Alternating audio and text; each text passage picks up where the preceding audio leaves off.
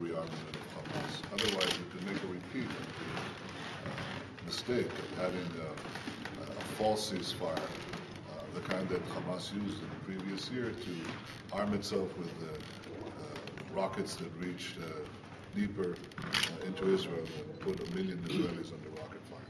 In short, what we need is the absolute cessation of rocketing on our cities and the effective sealing of Gaza from future rearmament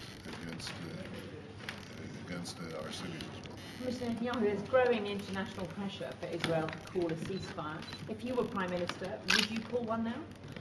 I would have a ceasefire when it's effective. That means it has to stop the rocketing, but also stop the rearmament routes. Right now, Hamas could resupply itself with Iranian rockets to further fire in our cities, and therefore a ceasefire must include at a minimum the sealing of Gaza on the Egyptian Sinai seam line, so that this inflow of hundreds and hundreds of rockets, indeed thousands of rockets, from Iran into this Hamas terrorist base, that this stop. This must be part of the ceasefire. Otherwise, we're only deluding ourselves and repeating the mistakes of the past. Would you trust the Egyptians to put in place some step-up measure with the help of the Americans to achieve that? I don't want to get into the details of how it's done, but it has to finally come out as a physical barrier that prevents the inflow of weapons. I don't think we care one way what Hamas will say, what Hamas will promise. Hamas is committed to Israel's destruction. It's being supported and supplied by a regime, Iran, that is committed to Israel's destruction. It's a terrorist organization, and you cannot rely on a word that it says. What we need is an effective barrier between the Sinai and Gaza. And this must be part of the ceasefire. If not, then we'll have only a temporary hiatus, and the rocketing, the criminal rocketing by Hamas on Israel's cities will resume with greater force, greater lethality, and greater tragedy for human life and for the prospects of peace. Mr. Netanyahu, Foreign Minister Sibling is heading to the United States, hopefully to reach an understanding with the administration and sign a memorandum of understanding. I'm sure you're aware of the details or you're told the details of this.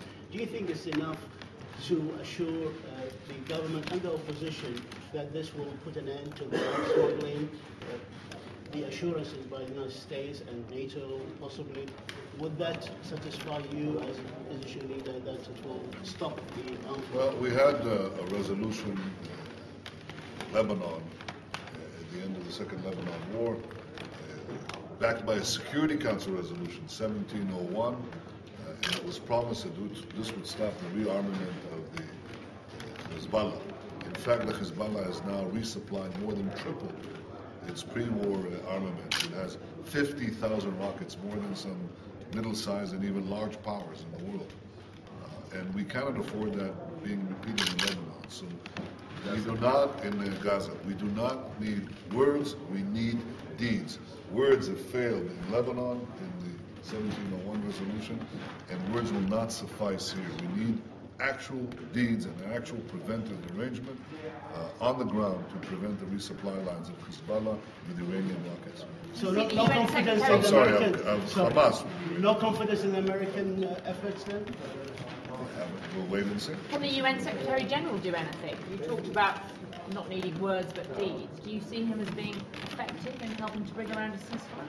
I think the UN can be a great force of moral clarity if it chooses to. And I think UN resolutions have to be clearly directed against the war crimes, the double war crimes of Hamas, firing on civilians and using civilians as a human shield. And equally, and we discussed this in the meeting, the UN should be forthright against the mother country, Iran, which supports Hamas, which calls for Israel's destruction against the UN Charter and is uncontested in the UN. So I think the UN should take a very forceful line against the Iranian criminal attempt to annihilate Israel, to commit genocide, and against their proxies, which violate all the Geneva Convention rules of the Thank you very much. Thank you.